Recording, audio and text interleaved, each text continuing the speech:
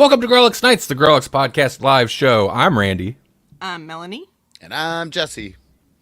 Hey, everybody. We got an exciting show. We're going to be time slipping into the future. Yep. It's such a Keeps bad, on slipping. Right. It's so bad, but I was also so proud of myself when I thought of that for the stream title. We're going to discuss, of course, as usual, a little bit of what we've been watching, but mainly Loki, Season 2, Episode 1, because we loved the first season, and we talked about every episode on the streams, so, we had to jump on the new one. And what day does it actually air? Because Tonight. I feel like... It's happening right now. Like the new episode is right now. So basically, if you're interested in Loki, which we're going to be talking about tonight, you're not watching us right now because you're watching Loki tonight. Yeah. That sucks. That's probably bad planning on our behalf. Problematic for us. Because Yeah. every episode will have that problem. Just skip the show and listen to us talk about it instead. Right, Yeah, right. listen, you can stay a day behind with us. Yeah. We'll discuss last week's episode, and then you can turn us off when we're done, and then go stream it, because it's a streamer. It's a streaming show. You could wait an hour. Yeah. But You're doing that, first- aren't you? Right? We had a delay viewer. Gratification. That's a thing. We had a viewer, and they're gone. It's when we 'Cause said they're- delay gratification. They were like, "Oh, the Loki show's on now! Dang!"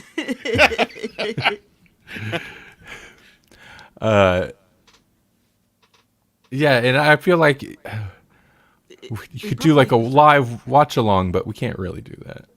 I was gonna say they probably got on and they were like, "Oh yeah, I want to hear about Loki," and then we just told them when it was, and they were like, "Oh, I better get off and watch it then." It's our fault. Right. We need to shut up. Yeah. But first, how are you two doing? Peachy. I always do that, and it's always like, I don't know, it's like baked into my intro, right? But then like the reply is always just like very tepid, like, Like, eh. it's fine. Bang. Well, I mean, do you really want to know? Cause Oh. Power went out at school Oh, really? right after lunch. So I had first grade. yeah, Yeah. I was with gonna no power. I was going to paint. There's no light. oh, Actually, we must have some kind of backup something, because there was like one light in my whole room that was on, and then the light of the window. It was like, that's fine. I just need to be able to see what I'm doing to do my job, because most of mine it's really low tech, but still It it's doesn't- like, the kids are like, wow, there's no light. The world is ending. all right. Right. Well, light's just off, guys. Whatever, we can do this. Yeah, wrangling a bunch of first graders without power. That doesn't sound fun. Because, it is, all the lights go off at school. That's exciting. It's time to panic. Oh yeah, yes, it's time to panic. Yes, let's do it. And they had a sub too, but like the sub is not like new to the building. Like the sub has worked in the building before, and they drop them off. And they're like, I'm sorry, I don't know.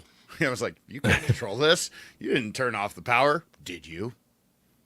Right. You're like, Yeah. no, I mean, And like, that's not- this is just how it would be.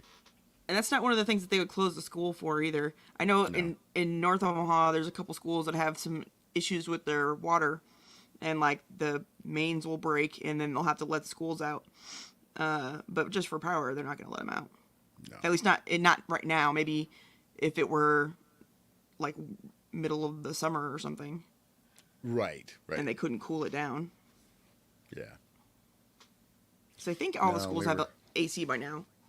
We were able to do everything, but oh boy, it was only out for an hour, but like I was still dealing with it for the rest of the day, because okay, the power's back on, we're fine. No, we're not fine.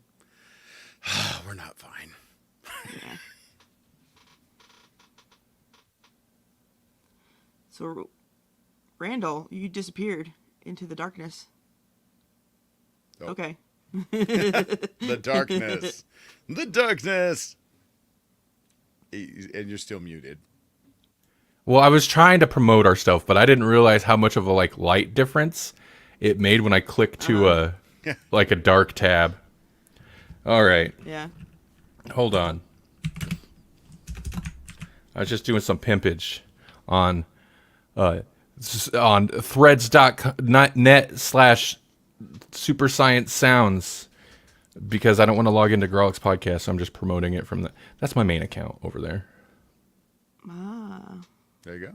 Is that how it goes? Is that at Super Science Sounds because they have the at symbol in their URLs? Okay. In the URL?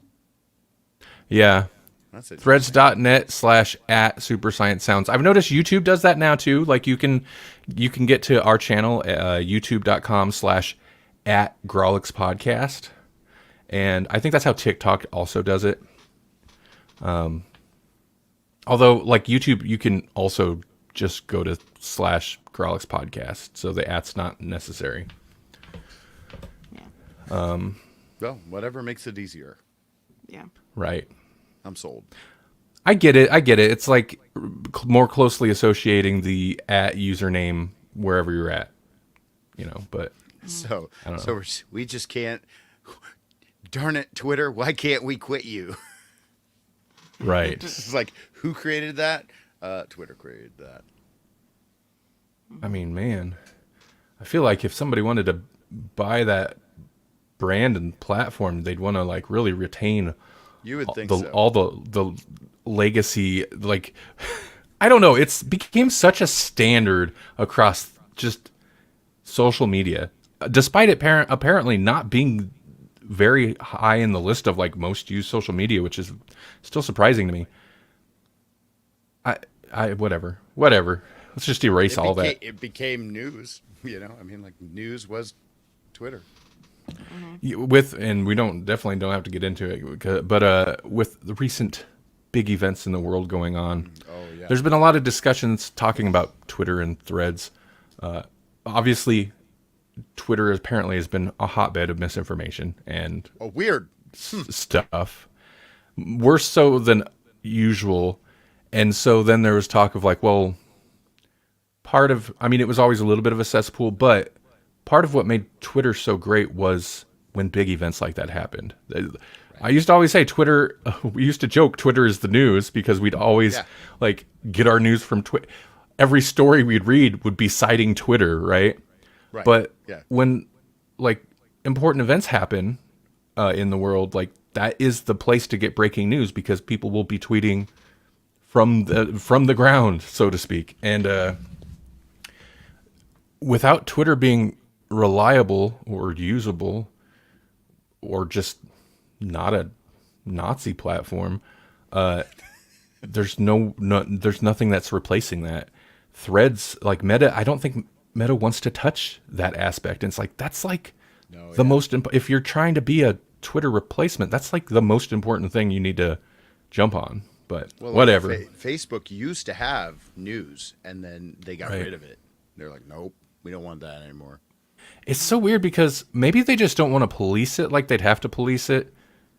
I don't know. I think more so that they probably don't want to pick an angle to write and then alienate part of their audience. That's what it is. Yeah, probably. If they don't touch it, then they can't be picking sides. But it's also weird because Facebook fully is on board with like posts that spur engagement typically are just dumpster fire posts of people arguing over things like that. So you kind of think they'd be up for embracing kind of real-time news, but I don't know. They're not. Whatever. Well, in this regard, they have that plausible deniability. Like, oh, you brought the news into Facebook. Yeah. We didn't already have it pre-populating the way that they used to. Right. I don't know. I mean, all Threads has to do is they're going to be adding trending topics. That was a leak not long ago. They just added. I don't think it probably doesn't work on. Oh no, that was top secret.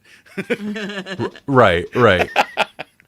They're real dodgy. They're like, yeah, we're gonna add this, and then just like not say when it's gonna happen. If it, Right. I don't know. They're real dodgy about timelines. Oh, but is there a web app now? Did you say there was one? there is. It's behind in some respects. Like it's definitely. It's so weird. Like you would. I don't know. I would assume it's just not up to the same level as the app. It's I don't know. Interesting. Development seems slower on that end. But they just added, I think today, and I haven't even tried it out, assuming it's rolled out to everybody. It only took like 3 weeks for me to get a proper search after everyone else in the US did. Editing your posts. You can edit your posts. It's like 5 minutes. Like you only have like 5 minutes, but 5 minutes after you do a typo, you can fix it. That's one up on Twitter because you have to pay to do that crap on Twitter. That's one of the things that they said that Musk was going to add, and that everybody was actually excited about, and then he put it behind a paywall. Right, right. So Because he's got to try to recoup some of that money that he lost. That's right.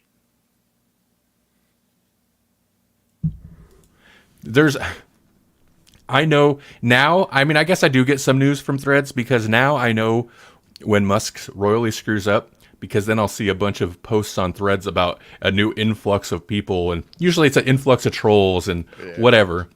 And I'm like, oh, what'd Musk do? He made a bunch of Twitter people mad, and I'll go look it up on the news. Be like, oh, yeah, okay. Well, that's what I feel like. That's unfortunately what I feel like Threads became, is just like the people who are still mad at their ex. Oh, there was a lot of that. It's died down. There was a lot of that. It's really interesting because, so I've keyed into like AI art groups quite a bit. That was like one of the first kind of like communities I found there. Right. And more recently, since they actually added, I feel like their algorithm's getting a little better too. But since they actually added like a proper search, there's like a solid horror movie community, like horror fans, that I've keyed into. So there's lots of that stuff. And there's a nice kind of crossover between those two communities. Cannot find like music production like people at all. Like that's I don't know if they just haven't migrated over. But that's one area that, like, you know, on my, especially my Super Science Twitter account, like that's one area that like I was following cool people, and I just cannot find anybody like that on Threads right now. Doesn't matter. This is not Threads segment. Okay, we need to not do this. This is my fault. Yeah. I spend too much time on it, and like anything else that I spend too much time on it, I enjoy yet hate at the same time. I'm just always complaining about it. What happened? So a Facebook user needs huge help. Well, tough. I mean, if it says how can we help you? if it says that, so we're also streaming to the facebook.com/group/Grawlix podcast tonight, which we don't always do, but the Grawlix podcast Facebook group, and names from there will not show up in our chat. It has to do with. Oh, weird. I know who this person is. So Do you? Yeah. I was just gonna hop over to the Facebook group actually, just so I can see who it actually is. It's Savannah. Oh, it is? Yeah, Hey, her son's Savannah, recently what's been up? Watching the Xenomorphs. Xenomorphs are cool. Xenomorphs are cool. There we go. I'll have that open on the side. Now he wants to be a xenomorph for Halloween. Yeah. Not That's lot of a tricky costumes for costume. that, is it? Yeah. Yeah, just But an awesome one. Can you imagine like knocking on somebody's door wanting candy as a xenomorph? I feel like you could get away with tight black clothes, and then you just have to worry about a tail. And The headpiece obviously is going to be like the worst part. Right. And then maybe that weird like bony weird dinosaur spike thing that it goes down his back. Not dinosaur spike, but you know, it's like they usually have this back Yeah, like piece. their spine is exomorphic or whatever. Well, really, But then you just need a helmet with the things that run down from that and hold the tail. So all you have to put on is the helmet. I think that would work. Yeah, Melanie was telling me he watched Alien, the first one, and that he one really sticks enjoyed. with me, man. That's like I say, that one I always count it in my horror movie list. Well, oh yeah, it's great, and I would agree. It's Aliens definitely goes action sci-fi, but the first one's straight up horror movie. Yeah. Yeah, the headpiece will be the most difficult part. But I was surprised to hear he watched and enjoyed the first one, just because he's pretty young, and the first one's slow. It's like it's almost a slow burn horror movie. I've heard a lot of people describe it as like a haunted house movie in space, but also a monster. Monster movie / haunted house, because it's that same type of like you're in a creepy location thing. Yeah.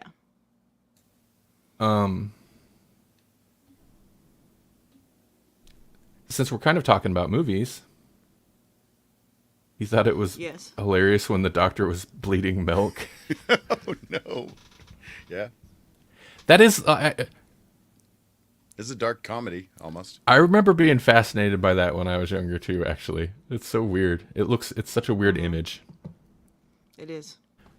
That it's strange enough that it's not like horrific. There's a fly in here. Well, speaking of, let's jump into a little bit of what we've been watching, and before we get to horror stuff, and I know we need to talk about Loki, so I don't want to spend too much time on this, but I do want to say, because I think Jesse might appreciate this. I know I've seen this movie before, but I don't recall ever like sitting down and watching it start to finish. I probably caught it on like Super Saturday or Super Sunday TV multiple times. For whatever reason, the other day I watched Bloodsport. It was on Tubi, so I watched Bloodsport. Oh man, you never watched Bloodsport front to back. Oh, I man. don't think so. Not that I recall. I probably did when I was a kid on TV, but I don't recall specifically. And I can't fault you that, because it's one of those movies that's just always on, so you just Right. always catch bits of it. Right. Yeah. It's terrible, but also kind of great. Yeah, and not even remotely realistic to Frank Dukes, But I think Frank Dukes would tell you it's 100% factual. 100% factual. Yeah. But he's also like famously terribly full of it. Yes, exactly. You're like, oh yeah, all of that. Actually, it doesn't show enough of it. I'm sure, Bloodsport is one of those movies that like it's kind of good bad, but it's also like unironically in a lot of people's like nostalgia. Point is, there's a lot of YouTube videos about it, so like even though I hadn't necessarily seen it start to finish, like I was pretty familiar with a lot of it. And then I had forgot about the Frank Dukes thing till the end, where after and it pops up, the BS information at the end about based on the story of Frank Dukes, and he went on to like he won 389 consecutive fights without a single defeat, and I'm just like, okay. The most consecutive knockouts and all this like weird stats and stuff at the end, and I'm like, oh yeah, this is that movie. I forgot about that. I've got a friend who actually met Frank Dukes, and it's the same kind of deal. It's like, oh man, guy will just tell you how great he is. Oh, Savannah watched Empty Man. That's right. Melanie mentioned you were watching that, and she liked it until the end. I can see that. The end. We've talked about Empty Man on here a little bit. It's great if you haven't seen it, in my opinion. But the end, I could see being divisive, because it's kind of like, wait, what? But that movie does that like 4 times. It just changes movies 4 times as you're watching it. It's like, it's this thing, and then it's like, oh no, it's something else now. but it's good, and it gets very weird and a little bit. Like, I feel like there's plot holes that you cannot reconcile after the end of it, but it's also like, that's weird. That's out there enough that I kind of liked it. And I think the end especially, it would be, if anybody wasn't going to like it, it would probably be the end, because that's when it gets like more like Lovecraftian, and that's not for everybody. So, It is for for D&D nerds. It is. Right. If you've been in our Grawlix chat, then you already know If you know, you know. Which chances are you haven't, because No. you're either on the show right now or you're Jasper. Right, exactly. Yeah. No, I mean, like I haven't really been watching anything, but like I've been getting back into like D&D via Pathfinder, basically. And so I picked up this at half price books. I'm holding up the Bestiary 4, and there's some fun stuff in here, but there's a lot of Cthulhu, H.P. Lovecraft stuff in there. And we have talked about Color Out of Space on the Sister Brother Cousin show, Cinematic Universe. And Yep. I was just like, that is the biggest jerk DM move I can fathom, because if you're playing D&D and you see a glowing well, you're gonna at least look into it and probably try to climb in. Right. And if you don't know Color Out of Space, then that's what you do. And if you know Color Out of Space, that's not what you should do. No, not at all. And you're going to end up fused with your mother or something. Wait, I don't think they included that in there. That Well, effect. I mean, they talked about color blighted being like amorphous, like mutated, like yeah. Cool. Savannah went back to school, so she's been doing homework on American law. Me too. I've been doing homework on American law. It's called Attorney Reacts and Attorney Tom, and once in a while Legal, but I don't watch him unless he's got something really interesting.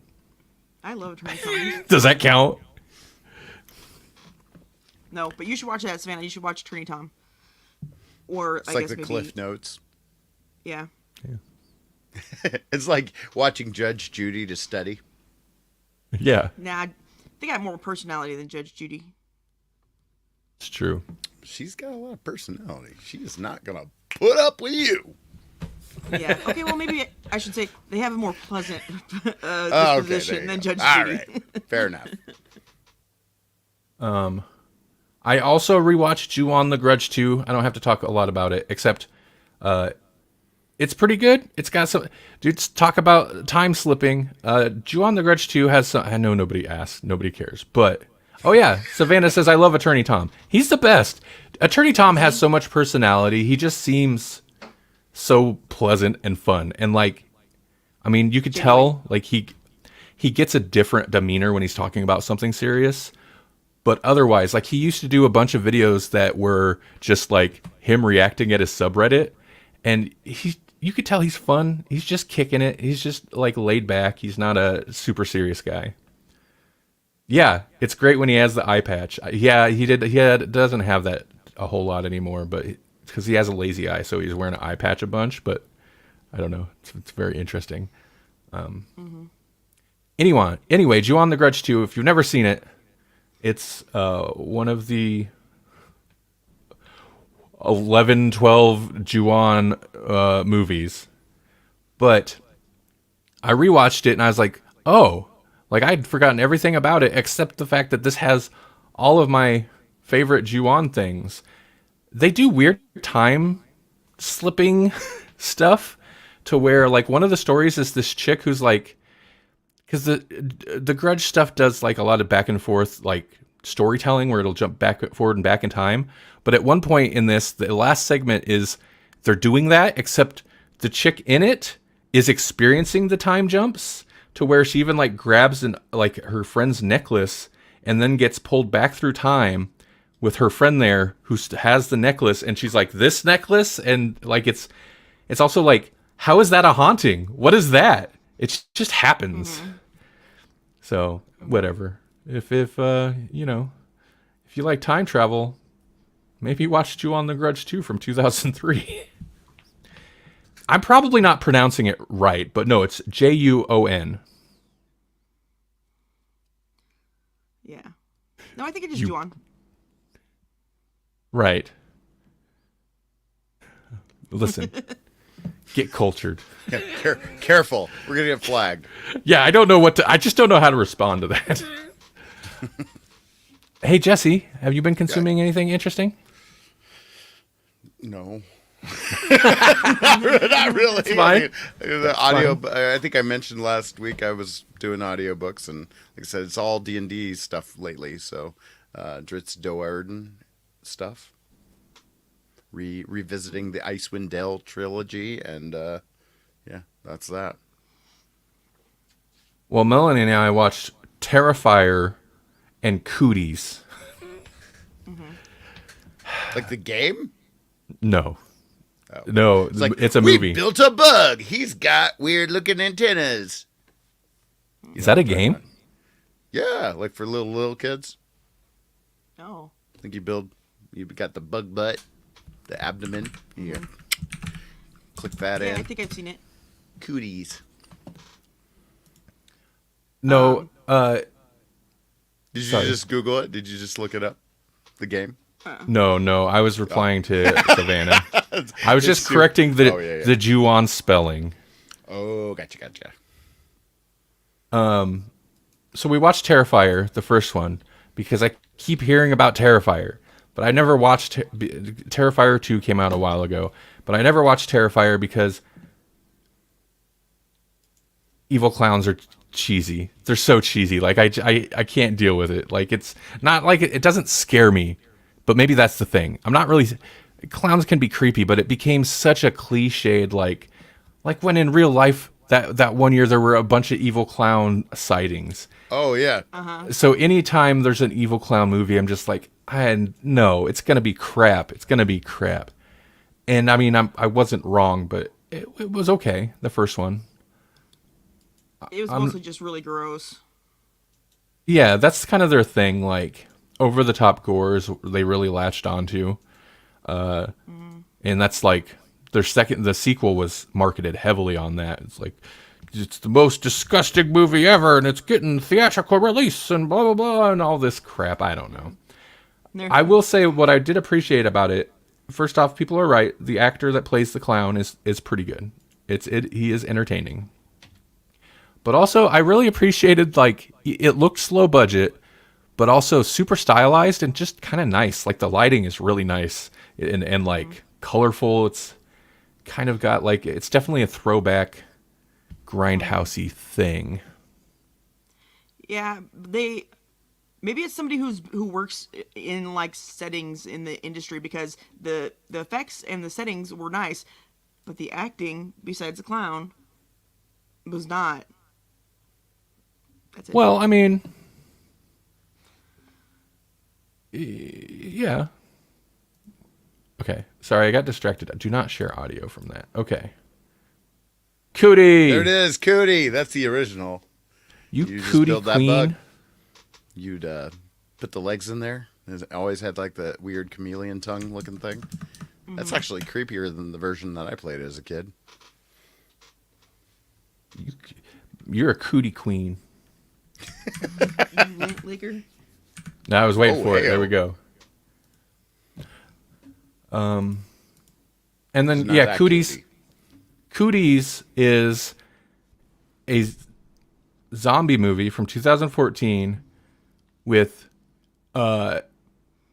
Elijah Wood, Rainn Wilson, some other people, including other people from The Office. And it's a horror comedy, like I said, zombie movie, except the zombies are children. And it takes place at a like elementary school, and the children get infected by a bad chicken nugget and turn into zombies. And so it's a zombie movie. What? Yeah. It's like a bunch of teachers having to take out a bunch of little kids. That's basically Axton's webcomic. Is not it? with but not with children. Like all the zombies were made by bad chicken nuggets. Oh, really? Okay. Man, I gotta forward that on to him because, like, what? Nah, it's fine because I don't think a lot of people know of Cooties. I had first heard about it. Melanie and I had watched Mom and Dad. We might have, I don't remember if we did that in a double feature or not, but Mom and Dad, it has Cage in it. But it was like the parents got infected with something and went mad and were trying to kill the kids. And so somebody on, I think Instagram at one point recommended Cooties because the concept is basically the same in reverse, where it's the kids. And yeah, it's young children, and it's gory and pretty hardcore. The problem is, and it's got Elijah Wood. As soon as I seen Elijah Wood was in it, I'm like, he likes slightly subversive, offbeat, trashy. Like, he loves that stuff. does. So that made me more interested in this. The problem is, it's a horror comedy, and it leans more on the comedy, and it's not funny. No, it's not. It's pretty bland, and the comedy's not very good, I don't think. So it's not very good. It kind of sucks. Was it IMDb has it at 5.7 stars out of 10? That tracks. That tracks. I gave it. That's a little higher. I debated maybe 3 stars. I ended up going 2.5. Middle of the road, because on paper it's interesting. There's a lot of potential, and there's a few kind of funny parts. The problem is, like I said, it leans like if it missed with the comedy, but still leaned hard on like being stylish, which it really wasn't, or being a good zombie horror movie, it would maybe make up for it. But it seemed kind of generally more interested in, I mean, there were some good suspenseful parts, but it seemed more interested in being a comedy, and it wasn't great. Yeah, and it wouldn't, even the comedy wouldn't have been that bad if they would have had more than like 3 jokes that they just hit over and over and over. You know what I mean? Like, there was a character that was funny, but they used him way too much, and it just wasn't funny after the first couple times. Yeah, there's a guy in there, and they kind of explain why he's that way, but he's like, doesn't understand really how to be human. He just doesn't, he just like, doesn't understand social cues. It's not just like an autism thing, it's like a brain damage thing. And he's just really weird, and like, will react to things inappropriate. Okay. One of the funny moments that actually worked is like he comes in the room and the teachers are like in the teachers lounge doing teachers things, and he looks out the window where the children are already eating people, and he's like, "Oh, look, carnage!" Like, you know, that was funny to me, right? But right, he just doesn't. Later, they do the thing of pushing that too far, or falling back on him too often, or just making him too stupid, which is, I don't know. That's the risk with. Yeah, it's like Family Guy, right? Like, oh, it's good in a small dose, or back in the day, but then it's just like became so lazy where it's like, oh, Peter's stupid. Great. Let's see how many dozens of seasons you can milk out of Peter stupid. Like, right. I hate that kind of thing. And this falls a little bit into that. Right, where they just get on a thing and push it too far, where it's not even funny. Yeah. Anyway, so we've talked for 30 minutes, so we should probably move on. Yeah. Cue the Marvel music.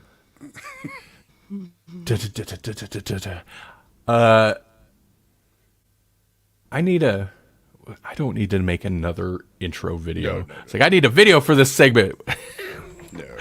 I don't. If you I really don't. wind up doing that, it's got to be like a very generic, like, what we're talking about this week of the week. Yeah. Right. But it's going to be multicolored things where every frame's completely different and every pixel's flashing so that it just gets destroyed by the frame rate. Just make it look like the Matrix, and then it'll be ironic. You're right. I'll just start making all my like motion graphics videos for this stuff, like, just look blocky and crappy to begin with. Maybe it'll like. We just go back to like the chip. What was it? Chiptune kind of vibe. We just make everything look 8-bit. Right. That's easy. I have an idea. I'll talk to you about it later, though. Okay, don't forget. I won't. Glitter. Loki, Season 2, Episode 1. I don't know where to start. What'd you guys think of this? Because it's been a little while since Season 1.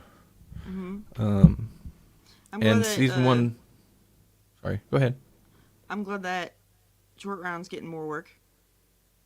Yeah, he was great in this. Yeah. Right. Yeah, I'm glad he's getting more work too. How'd you guys feel? Because okay, so the end of season one it's one of those where it's like, whoa, where are they gonna go from here? How are they gonna like? Whoa, everything's changed, and he doesn't know who Loki is, and Right. what's gonna happen. So I feel a little bit like they played into it. It's time slipping, but the fact that he then like jumps back and like, oh no, that's the usual timeline. It's a little like they're making it work. I like it. They're obviously part of the plot, but it's a Clever, little but it was a little disappointing. Yeah. a little bit because it's like, oh no, because I don't know. The end of season one, it felt like, well, that timeline's gone. Like Right. that's just gone. Everything's changed, but that's not necessarily But the actually, case. it was like he jumped into the past, and Mobius just doesn't recognize him because he's been brain wiped all the time. I wonder too. Well, oh, sorry. Go ahead. Sylvie, is she jumping around like that too? Because they were in with the. Why is he doing it? Why was he time slipping? Is it because they were up in the office? I wonder. And that's why. She kicked, 'Cause she wouldn't kicked be him too through a then? door. Is that why? That doesn't really make sense.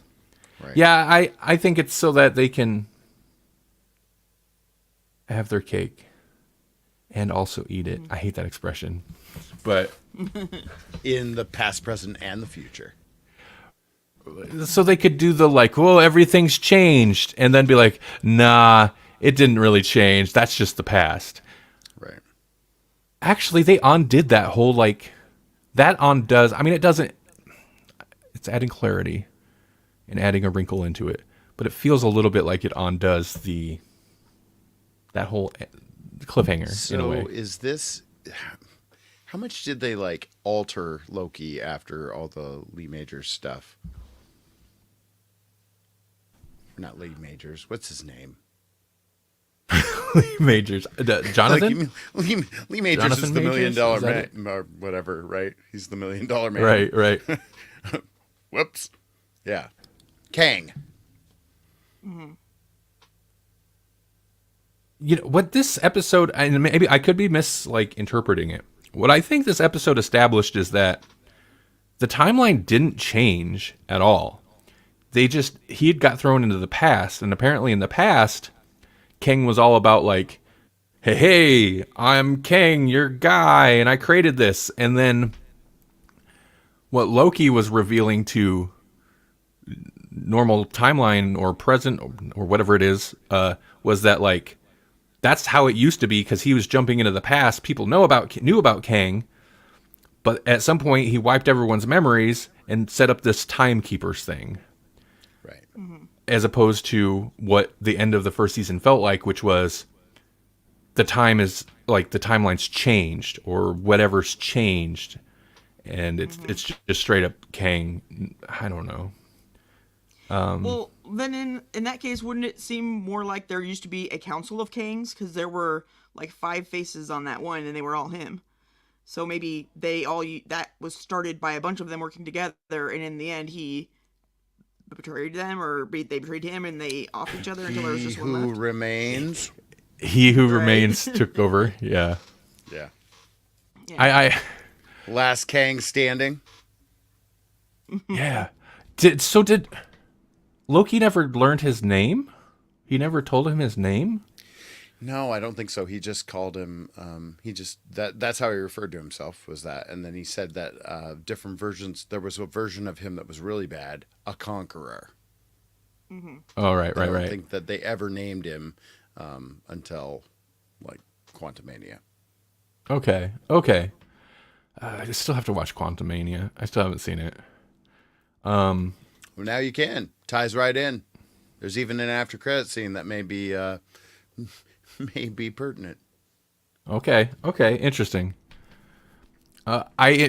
Since they are doing time slipping though, and also if you're gonna like like I said, I'm disappointed. But if you're gonna do that, you make it like time travel and have fun with just like the time travel concept, then I'm fine. I'll get over the disappointment quick because I'm on board with your ridiculous time travel hijinks.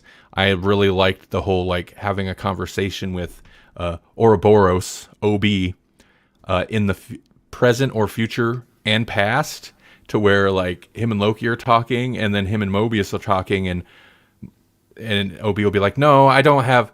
Wait, actually, because Right. like Loki's changing the past as they speak. That's the problem with time travel. But that was fun, I thought. I agree. I love the doesn't look of. I guess it doesn't Go look ahead. that bad, you know. I don't know. And How's it feel? it's so funny to me, like how friendly they became. Very friendly in the first season, but like how friendly they are, like emotionally friendly, like like seeing each other. But Right. they write their dynamic. It's fun. It's good. Yeah, the whole bit with the like, no, it's horrible. It's actually horrible. I lied. It's terrible. It looked like you're dying. It's like you're being born at the same time. right, Yeah. right. Yeah. Good banter. And I've never been a huge Owen Wilson fan, but he's good at that kind of friendly banter. Yeah. Yeah. He's almost had like a Nicolas Cage style renaissance as of late. You know, it's like Right. we had so much of him for a while, and now it's like he just doesn't do as much stuff. So now when we do see him, it's like, oh, it's just a joy. He's back. Right. I was I was also a little disappointed, but it makes sense, an organization that big. But like I was like, "Oh, we're right back just into TVA like bureaucracy." Like how is they killed their gods? Like there's the whole thing is a sham. How is there still bureaucracy? But it kind of makes sense. Yeah, but it did some weird stuff too, with that one lady and the soldier guy, or they're like touching heads, and I'm like, okay, well, what's the story there? Because that's weird. Yeah, You and know? why is he such a dude bro about the jet ski? Yeah, As soon as that guy showed up and Owen Wilson's like, "Oh, I don't know, X-23 or whatever it was. You don't make it down here." I'm like, "Oh, wait, is that kind of a name? So who's this guy all of a sudden? Who's this new character?" Maybe he's not new, but it's like, "Oh, he's going to play a part because now they have a conversation." he's gonna be TX 1145 or whatever that is. It's funny, like how we like in the first season we get introduced to Miss Minutes in the very first episode, and this first episode is totally devoid of her, and like kind of references her a lot, and it was like, I don't think she's on our side. Right. I'm a little surprised he didn't show up. I kind of expected, like when Loki was standing in, he had that kind of weird moment when he's standing out in that control room looking at the cosmic or the temporal loom. Is that what they called it? Yeah, something like that.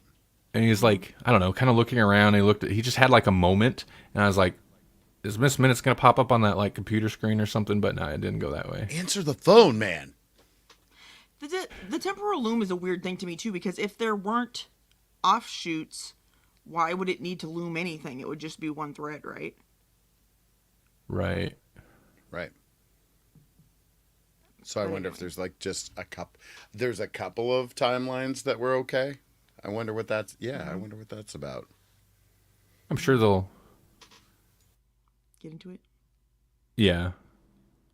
Yeah, I mean, they're introducing some new concepts with how that all works in this episode with the loom and whatnot. And who pruned Loki? Yeah. Right. It was a little frustrating at one of those moments where it's like Loki, the phone's ringing and he's like suddenly in a horror movie is slowly walking down a hallway. It's like, what are you doing, man? You got to hurry up and find something to like prune yourself with. Yeah. It did. It had almost like a weird Shining Right. vibe to it. It was like the phone is ringing. You've got the hands in the elevator. It's Sylvie. Why is the phone ringing? Why aren't you answering it? And then all of a sudden the pruning and it all happens at once. Like this episode was both really compelling and also nothing happened. It was a lot of exposition. Yeah, no, I think you nailed it there. It's a lot of exposition because they're clearly setting up. They're establishing the TVA as like time isn't just like time is kind of linear there if you can time slip in there and jump back and forth between. And they also, I mean, maybe they hit on this in the first season. They probably did, but establishing just how long people have been in there, like hundreds and hundreds of years, like they just don't really realize it. Except OB seems to kind of realize it. Yeah, and they behave as if it's outside of time, but if they can time slip in there, obviously it's not outside of time. It's in its own sort of timeline. But you're right. There was a lot of exposition, setting things up, and kind of not necessarily explaining what's going on, but setting up, like leading towards explaining and establishing Right. new stuff with the temporal loom. And I liked Owen Wilson's ridiculously large, like the suit with the ridiculously large hose. That whole sequence looked. Yes. You're gonna have to hoof it. He was not hoofing it very fast. You're like, Yeah. he's like, get ready to watch me hoof it. Like nobody's ever hoofed it. And he's just like, okay. And he just walks off. Right. Like I love the character work. The characters are so quirky. Like everybody that we meet is pretty quirky, with the exception of maybe the one gal, the hunter, that we learned about last season. Yeah, she is not Although her voice fun. seems to have gone a lot higher this season than it was last. It seems like to me. Oh, really? Well, that happens when your entire reality is shattered. Yeah, when you realize that you had a whole life and you were ripped from it. You had a whole life and you were ripped from it and lied to, and you've just been committing like wholesale genocide for who knows, for hundreds of years. Yeah. That's all. But you're right, and I think that character work though makes an exposition heavy episode fine, because they're good at mixing in that. Yeah, they're good at mixing in that character work with the exposition. And who plays? Who's the guy that had all the Infinity Stones in his desk? And explained to Loki that they don't work here; they're useless. Like that guy played a pretty major role in this episode too, because it's the first person that Loki kept seeing. Yet he said very little. he said very little. Right. Yeah, I don't know. It's good. It's good. And I can't remember if we said it on stream tonight or if we were talking about it before we went live, but the look of the TVA, and I know we hit on it a bunch last season, is great. It looks awesome. I love the retro look. And we get a lot of that. It's almost all in TVA stuff this episode. So that's cool. I think it is all. Yeah, I think so too. Not really. Yeah. Yeah, I think it's a solid start. Solid start to the season. It got me excited for Loki again, for sure. And it asks a lot of questions. It does set up enough where you're like, oh, I wonder what's going to happen next. Like they're sending a whole bunch of people after Sylvie, and they even question it. They're like, all of this for Sylvie? That doesn't seem right. Right. Well, and the one lady's like, where are they going? Like, what's going on? It's like, oh, I don't know. Maybe they're going to purge all the timelines because they have bags full of those timeline bombs or whatever it is. Like, they're sending an army of people out with those. I would assume they're going to start purging. Right, and they're just not telling you because you've already made yourself known. Yeah, just pruning timelines like big time. Right.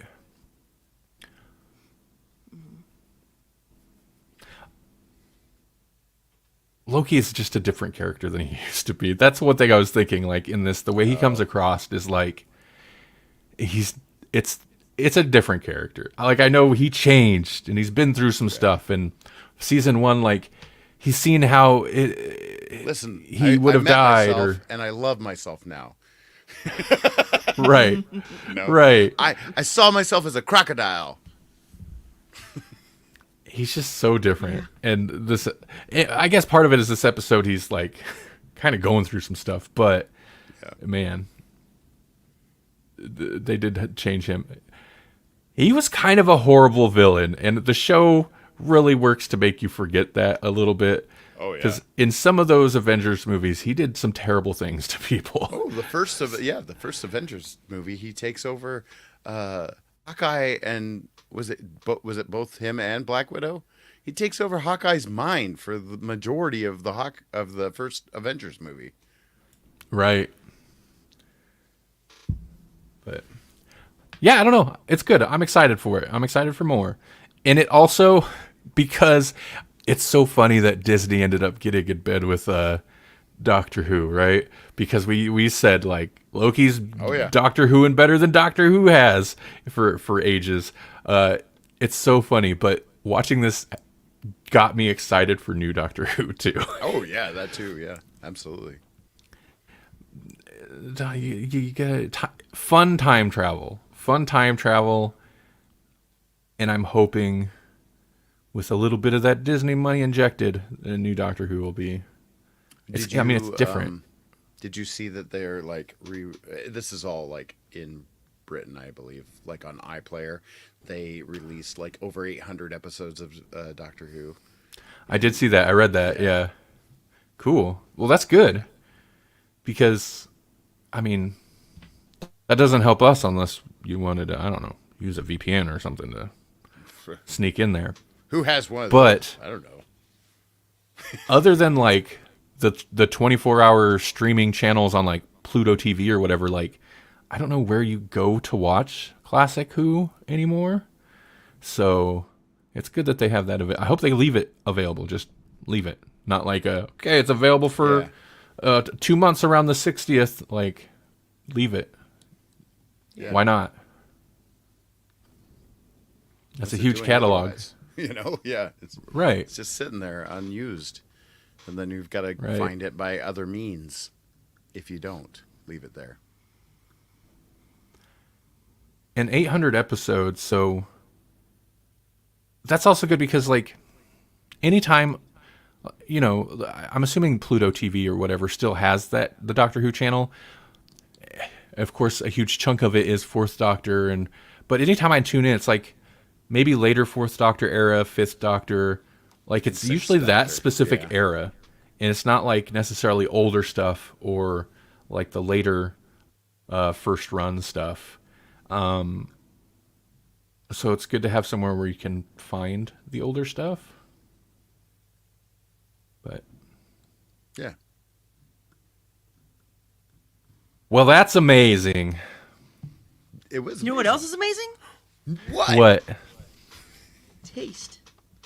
So for decades we've recognized 5 tastes that humans taste: sweet, sour, salty, bitter, and umami, which is also savory.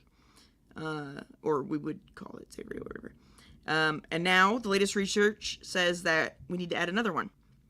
The taste that hasn't been named yet is a response to ammonium chloride. When it hits your tongue, it activates particular receptors in a way that has been described as bitter, salty, and a little sour, which sounds disgusting to me, but ammonium chloride is used in medicines, fertilizers, as salmiak salt, which is used to flavor dark sweets and to add crispiness to Asian snacks.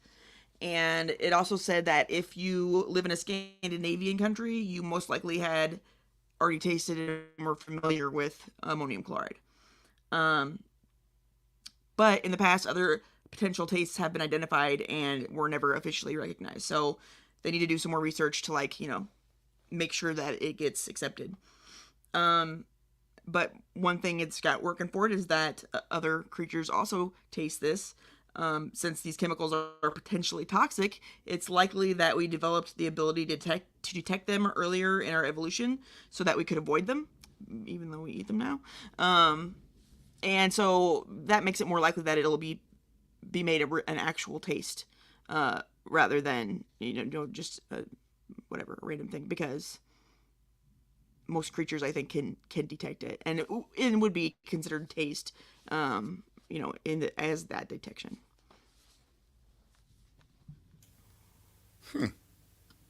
You had me at umami. That's such a weird term. Umami, yeah. It is. So it makes me wonder, like, when are they going to have the new sweet tart, where it's not sweet tart, it's sweet tart, and the new one. Boop boop boop. Yeah. What is the new one called? Do they?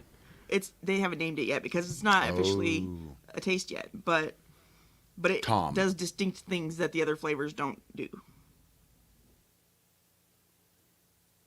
Oh, Well, I'm called Tiger King then. tastes like Tiger King. Ooh, this has a definite Tiger King. Tiger King sensation on my tongue. I don't like Yeah. that. Baskin. Baskin in it. Carol Baskin. Why are we? Why Tiger King? Just let that be done. No. But they have a Tiger King they have a doesn't dance die. now. What? They have a dance, a Tiger King dance. No, I don't know. Listen, it was a dark time for everyone. All right. That's right. It was the pandemic. It was like, what are we going to watch? Tiger King. It's a craze. It's the new craze. It is weird how that became such a like. It's weird to me We the were things that catch starved on. for something bizarre that wasn't the normal bizarre. Yeah, I think you're right. I ended up watching it, and I enjoyed it. Dude is a terrible human being, but whatever. Everyone in that show is a terrible human being. I don't know. I think some of his boyfriends weren't terrible people. Right. Oh yeah, that one guy who died I feel like he got a real bad deal. Mm-hmm. Yeah. Anyway. Is it spoilers if it really happened?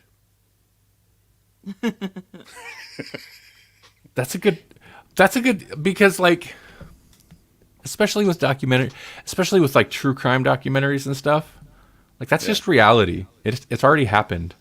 You're not getting spoiled on a story, but I guess you can be spoiled on it if you just don't know the reality of it. But I don't know. Oh, crud. I did watch something.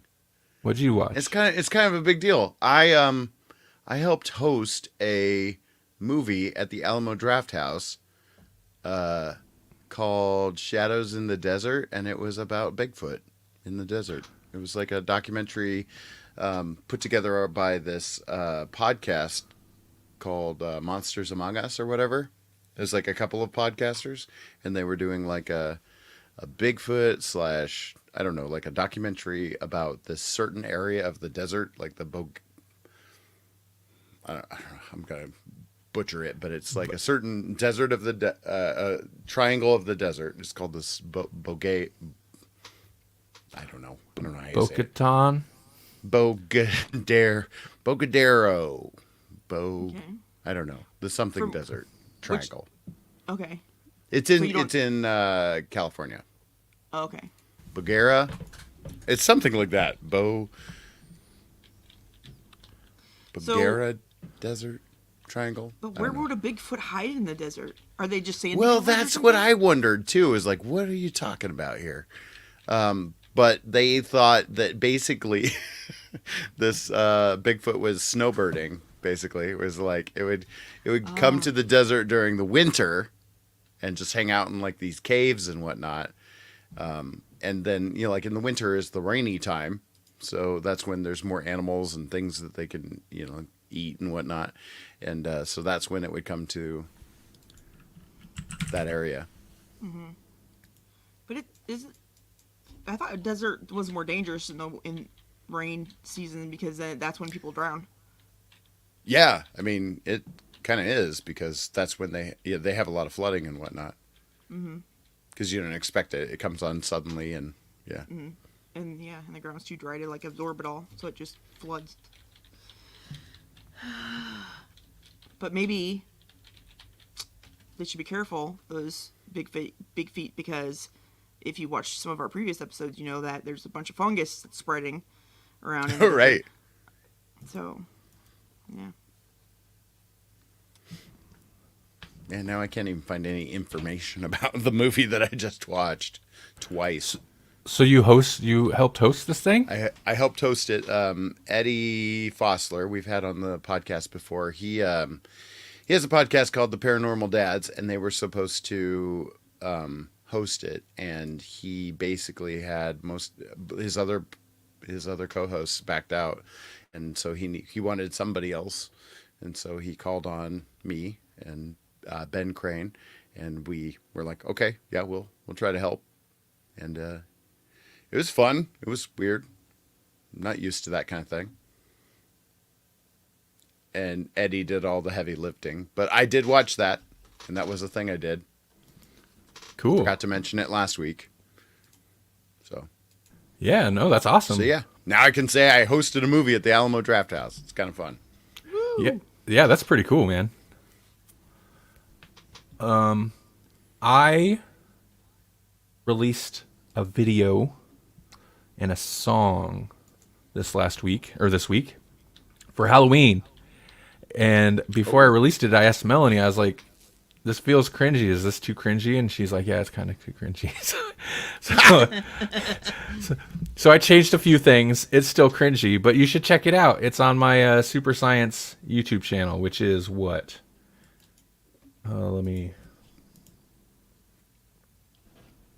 You could go to youtube.com/@supersciencemusic. Oh, cool. Hold on. I want to pull up. Nice. Here, actually, before I do that, I want to show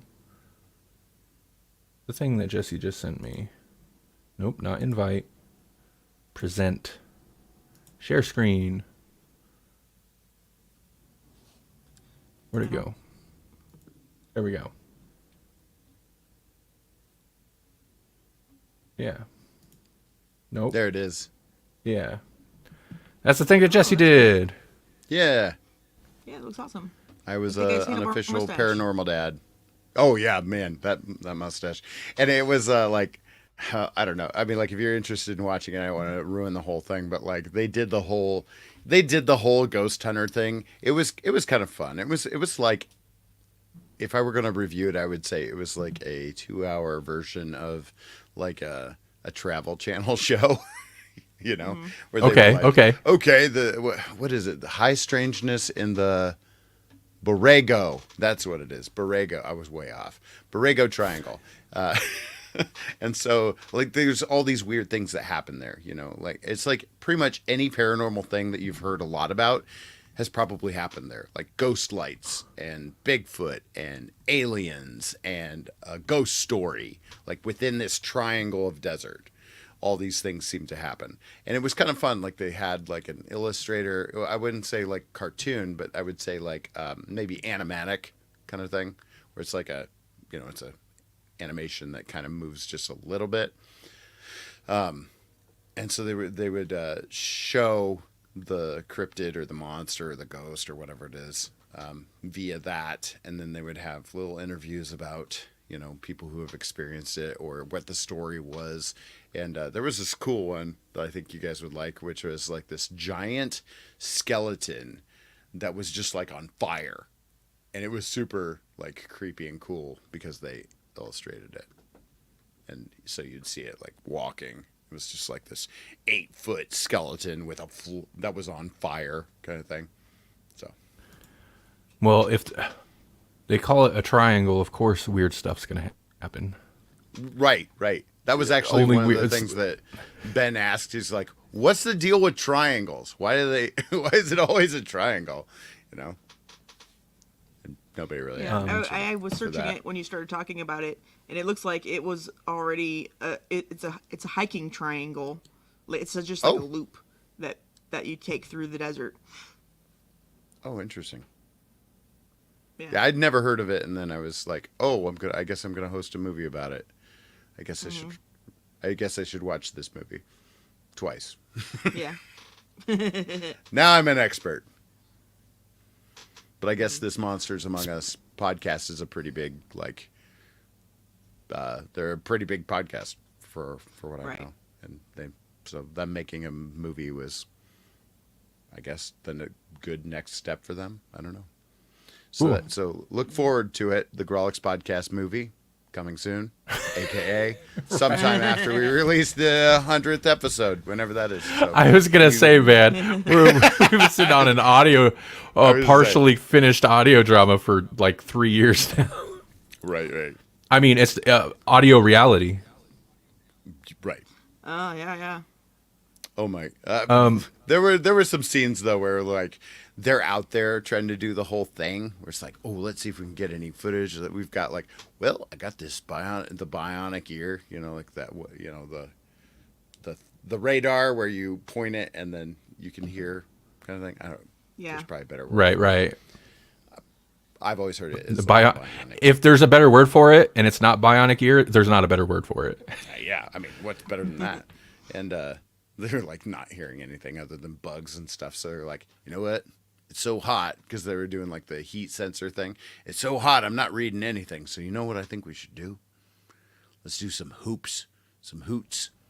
Like we're gonna make some noise. So they're gonna make like Bigfoot calls and stuff. And it was ridiculous. And then they started banging on a tree, just trying to make some noise and see if they could rustle up a Bigfoot. I was like, oh my. Yeah. So they had fun Science. camping. They Then they cut it into and then they did this whole thing where they were like, well, I guess we're just not going to find anything tonight. I guess we got to go back to headquarters and we got a lot of work to do trying to unravel this. I was like, unravel it. I was like, what do you mean you got a bunch of work to do? Where are you going to do the work? Like, you want to get some evidence? This is where the evidence would be. Right. What work? I don't know. So hey, after you go find Bigfoot, then you should go to the Super Science YouTube channel, and you should watch a Halloween. Oh Jesus, that was loud for me. That was very loud for me. Mm-hmm. Sorry. Sounded all right on my end. There we go. Okay. Yeah, you should go watch. You should go. Yeah, you know it's a good video when it's got Crispin Glover, Friday the 13th Part 4 dancing. But yeah. I think that's maybe before. Okay. That's a good way. Oh no, that's a terrible place to pause.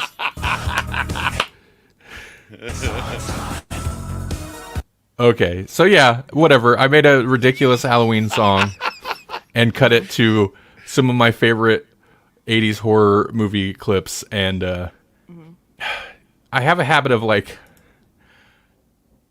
if I'm in the music and in these videos, if something makes me laugh because it's ridiculous, I'm keeping it.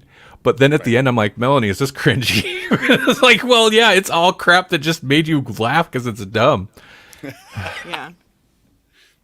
Well, and you know, I'm like, I can't understand half of the words, and he's like, oh, I'll just put the words up on the screen then, rather than make it audible.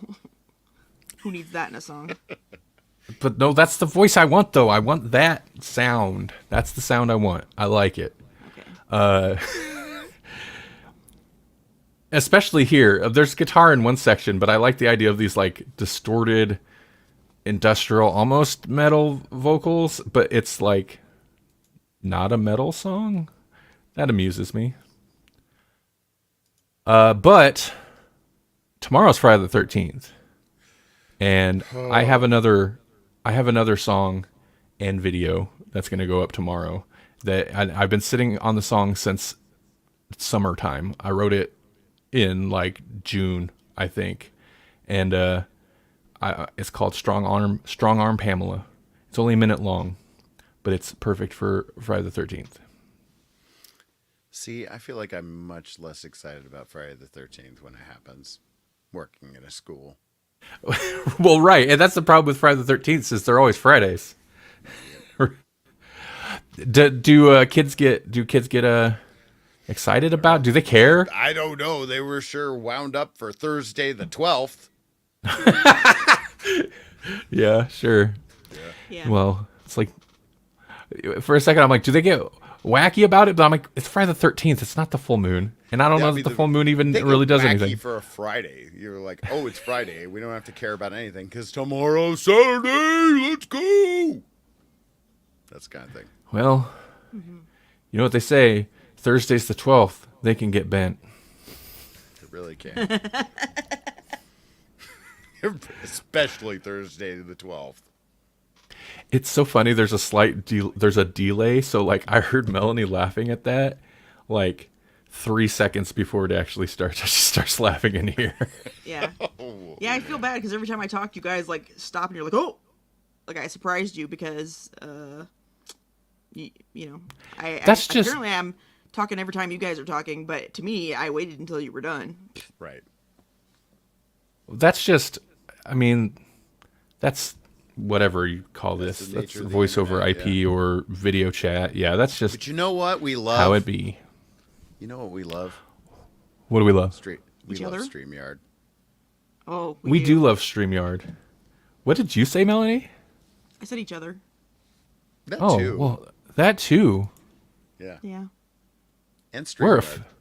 We're a fam. Yeah. Yeah.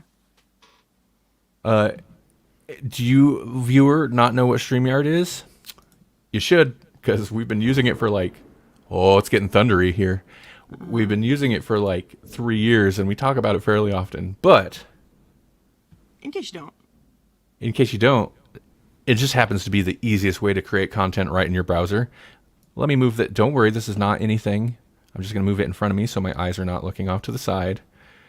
You can multi-stream to your social media platforms, host a weekly show like we do, with special guests, which we don't do often because that one time we did, it went poorly. But that's on us, not StreamYard. You can do it if you're good at it. Okay, no. I'll say having a special guest does not go poorly. Doing an interview, if you can't pay attention to the interviewee, is not good. But that's on me. That's not on StreamYard. They made getting him on here super easy. Right. You could record podcasts with local recordings like I'm doing right now. I don't know why. You probably won't hear the audio version later, but maybe.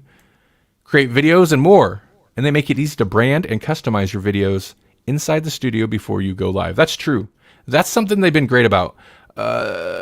More so than other things I've tried. It's kind of one of their, in my opinion, one of their standout features is, the brand, how easy it is to do the branding, and also like super handy during a live stream. You can change the branding on the fly. Wait, what's that? I don't know what that was. I mean, we could go. Oh, yeah. We could throw it back to 2019. Oh man, what a good year! But right. Right. Anyway, hey, you can get started for free at StreamYard.com. Awesome. Thanks for reminding me about that. Yeah. Okay, we need to wrap this up. Also, Grawlixpodcast.com/humble. There's humble bundles. Go get yourself some Cherry Audio synth plugins. They're great. There's actually a really good deal that I'm eyeballing right now because I was like, man, they included one plugin that never goes on sale for below like $40, and you can get the whole bundle for $20. I might have to do it for that one plugin. Right. Anyway, thanks everybody. Do you guys got anything you want to say before we jump out of here? Nope. Let's go. Nah. Melanie wants to smoke. Nope. Over it. All right. Thanks everybody for watching. Thanks everybody for listening. Grawlixpodcast.com. Links to everywhere you want to be. So we want you to be. Links to everywhere we want you to be. It's October. It's our time.